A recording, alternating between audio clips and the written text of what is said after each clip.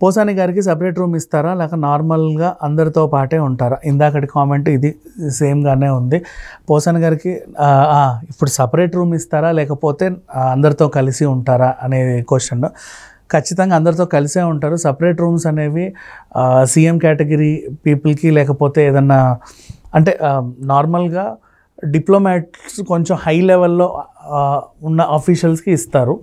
పోసాని గారి అరెస్ట్ ఏంటంటే సాధారణంగా జరిగింది, అతన్ని డిస్టర్బ్ చేయడమే ఈ అరెస్ట్ అంశం కాబట్టి నార్మల్గా ఉండే రూమ్లో అయితే వేరు, అంటే అందరితో పాటే ఉంటాడు తను కూడా, సపరేట్ రూమ్ అయితే ఇవ్వరు. వేరే వేరే రకాలుగా లైక్ మన బోర్డు తిప్పేసిన వాళ్ళు కొంతమంది ఉంటారు, చిట్టీలు ఎగ్గొట్టిన వాళ్ళు, ఈ ఆర్థిక నేరాలకు పాల్పడే వాళ్ళు, లేకపోతే సివిల్ సంబంధించి నేరాలకు పాల్పడిన వాళ్ళతో పాటు ఈయన గదిని పంచుకోవాల్సి ఉంటుంది. బట్ ఆ గదిని ఎంతసేపు పంచుకుంటాడు, ఇతనికి నువ్వు బిస్తరిచ్చే లోపే అది మడతపెట్టి ఇంకో జైలుకి వెళ్ళిపోతూ ఉన్నాడు.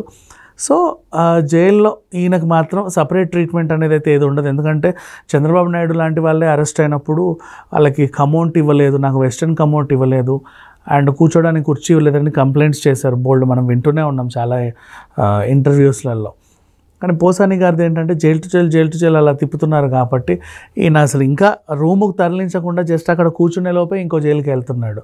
సో ప్రత్యేకించి ఒక గదిని అయితే కేటాయించే ఇదైతే లేదు, సాధారణ ఖైదీలతో పాటే ఉండే అవకాశం అయితే ఉంది.